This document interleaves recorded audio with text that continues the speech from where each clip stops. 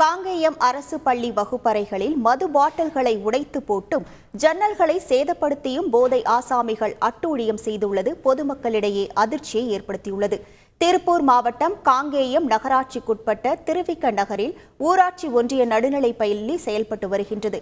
இந்த நிலையில் அரையாண்டு விடுமுறை முடிந்து மாணவர்களை பள்ளியில் விட சென்ற பெற்றோர்களுக்கு அதிர்ச்சி காத்திருந்துள்ளது. வகுப்பறை கட்டிடங்களின் ஜன்னல்கள் உடைக்கப்பட்டும் வகுப்பறையில் மது பாட்டில்களை உடைத்து வீசப்பட்டும் இருந்துள்ளது. கழிவறை குழாயையும் உடைத்து நொறுக்கப்பட்டுள்ளது. இந்த சூழலில் கஞ்சா மற்றும் மது போதையில் இளைஞர்கள் சிலரே இந்த செயலில் ஈடுபட்டுள்ளதாக மாணவர்களின் பெற்றோர் குற்றம் சாட்டியுள்ளனர்.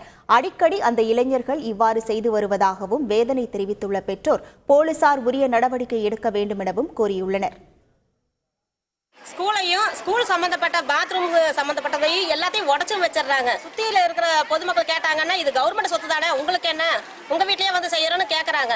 இது நடு ஊர்ல தான் இருக்குதுங்க. ஸ்கூலுங்கிறது குழந்தைங்க சம்பந்தப்பட்டது தானே, ஏன் இப்படி பண்றாங்க? பாத்ரூமையும் பைப்பையும் உடச்சு வச்சிருக்காங்க. கிளாஸ் ரூம்ல உட்கார்ந்து படிக்க முடியாத அளவுக்கு பண்ணி வச்சிருக்காங்க. இதெல்லாம் ரொம்ப தரங்கட்ட செயலுங்க. காவல்துறைக்கு நாங்க அடிக்கடி சொல்லிட்டோங்க. 3 மாசத்துக்கு ஒரு தடவை இதே பிரச்சனை நடந்துகிட்டே தான் இருக்குதுங்க. செய்திகளை உடனுக்குடன் தெரிந்து கொள்ள உடனே சப்ஸ்கிரைப் பண்ணுங்க.